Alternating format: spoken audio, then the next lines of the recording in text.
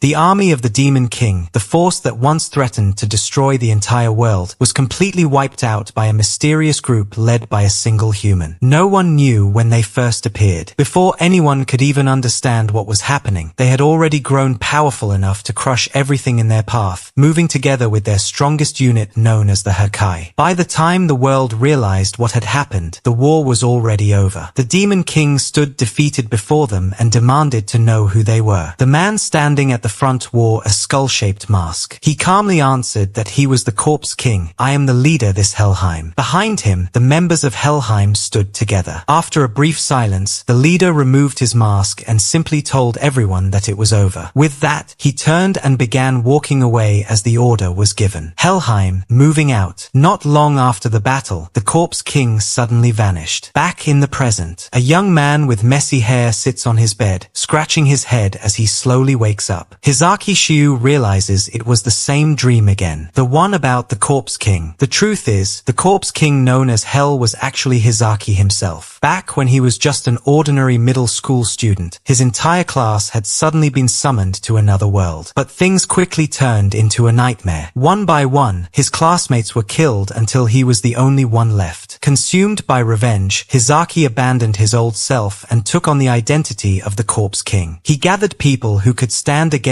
the Demon King and created a secret organization known as Helheim. With that force behind him, he eventually managed to defeat the Demon King. And once everything was over, he was suddenly sent back to his original world. That is the story so far. Remembering all of this, Hizaki immediately buries his face in embarrassment and hits his own head. He mutters that it is way too embarrassing, cursing the name Helheim and wondering who the hell even came up with something like the Corpse King. Deep down, he wishes that part of his past, his old Chunibyo self, had disappeared along with the Demon King. But as the memories settle in, his expression grows serious. All the classmates who died in that world will never come back. Even though only a month passed in this world, 5 entire years had passed for him over there. His close friends, the girl he liked, even the classmate he never got along with, they are all gone. And no matter how much time passes, he knows he will never forget them. He cannot forget. Suddenly, Hizaki slaps both of his cheeks sharply, forcing himself to focus. With that, he gets up from the bed and starts moving. Determined to move forward, Hizaki tells himself that he needs to wake up. Today is his high school graduation ceremony, and no matter how heavy the survivor's guilt feels, he has to keep living. As he reaches for the door and steps forward, the surroundings suddenly change. Instead of the familiar room, he finds himself standing in a strange, empty space. Confused, Hizaki looks around. The atmosphere feels strangely familiar, reminding him of the moment everything first began. Then a voice greets him. The goddess appears before him and casually remarks that it has been a long time. She calls him Hizaki Shiu, then begins to address him as Hell. Hizaki immediately shuts that down, telling her to stop calling him that and demanding to know what she wants. After all, he already defeated the Demon King. The goddess calmly explains the situation. Something called Helheim is currently running rampant in her world, and he needs to deal with it. Hearing that, Hizaki lets out a long sigh. The goddess continues, reminding him that Helheim is the secret society he created himself. She also mentions that finding him again was difficult since he had been sent back and was now somewhere among countless different worlds. Hizaki explains that he was forcefully returned to his original world, so he had no idea what was happening after that. The goddess nods, saying that is exactly why she summoned him directly. The situation has gotten so bad that the only solution is for him to take responsibility and stop them. Without wasting time, she prepares to send him back immediately, asking if he is fine with being dropped at a random location. Hizaki quickly protests, asking why she suddenly sounds so casual about it. He then asks the most important question, whether his abilities and magic from before will still carry over. The goddess answers bluntly, everything has been reset. Hizaki freezes in shock. The goddess explains that the ice magic he perfected, along with the unique ability that once made him the Corpse King, can no longer be used. That is simply the consequence for someone who has already left that world. Then her expression softens slightly. She reminds him that he already repaid his debt to his classmates by defeating defeating the Demon King, so he should stop blaming himself so much. After hearing that, Hizaki accepts the situation. He admits that he was the one who created Helheim in the first place, so he will take responsibility. But one question still bothers him. What happened to their seals? The goddess answers that the seals are gone. Still, she reassures him that if it is those kids, even without the seals they would continue believing in him and honoring their promise. In fact, she even comments that he must have been quite an impressive leader. But Hizaki cannot shake the feeling that something is wrong. If they truly trust him that much, he cannot imagine why Helheim would suddenly start causing chaos. Something else must be happening. As they speak, the goddess begins performing a ritual. She calls upon the gruesome king who once ruled over a mountain of corpses, praising the return of the corpse king and declaring that it is time for him to step out of his peaceful life once again. Then she adds that she does not normally do this, but since he once saved the world, she will give him a small reward. Deep inside the throne room of the secret society, a woman stands alone with her hand resting on the cold stone. Nilf quietly wonders how long it has been since he disappeared, realizing that he has not returned again today either. Her eyes drift toward the empty throne. With him gone, the Hakai have scattered. The one they followed, the Corpse King. Hell, the thought brings back a memory. At that time, the Corpse King stood before her and told her that her clear judgment was the reason the organization held together. Nilf, the undeluded, his right hand. Nilf lowers her head, tears quietly falling as she softly calls his name. She admits that she does not care if she never sees him again, as long as he is still alive somewhere. Just then, a sudden sound echoes through the hall. Nilf immediately turns toward the noise. This place is supposed to be known only to the Hakai and the Corpse King. She quickly opens the door. The moment it opens, a small wolf girl leaps straight into her arms, crying uncontrollably. Surprised, Nilf asks why Garm is here. Through her tears, Garm hurriedly explains that she can smell him. Their Corpse King, their king has returned. Meanwhile, far away in a dense forest, Hizaki sits on the ground while carefully observing his surroundings. It seems the summoning worked. The first thing he does is check his status. A floating window appears as he scans through his abilities. Among them is the blessing he received long ago, the ability that once made him the Corpse King. It is a power that grows stronger with every enemy defeated. Demon, human, or anything else running wild in that world makes no difference. The more he defeats, the stronger he becomes. A simple, overwhelming ability. But there is one terrible condition. That power grows according to the total number of allies he has lost. It is a cruel ability born from tragedy. The first time a fallen classmate's power flowed into him, the flood of memories and experiences nearly drove him insane. Now all of them are gone. That is the very reason he was able to defeat the Demon King. But this time, he refuses to let that power activate again. He will not let history repeat itself. Focusing his energy, Hizaki begins using magic. Ice gathers in his hand, forming a sharp dagger that he tests with a quick swing. For now, his priority is simple. He needs to find them first. Not far away, at the edge of the forest, a girl approaches the tree line. The moment she looks ahead, she freezes in shock. Until yesterday, this place had been nothing more than an ordinary forest. Now, an enormous crowd has gathered, discussing about the situation. The entire sea of trees has been frozen solid.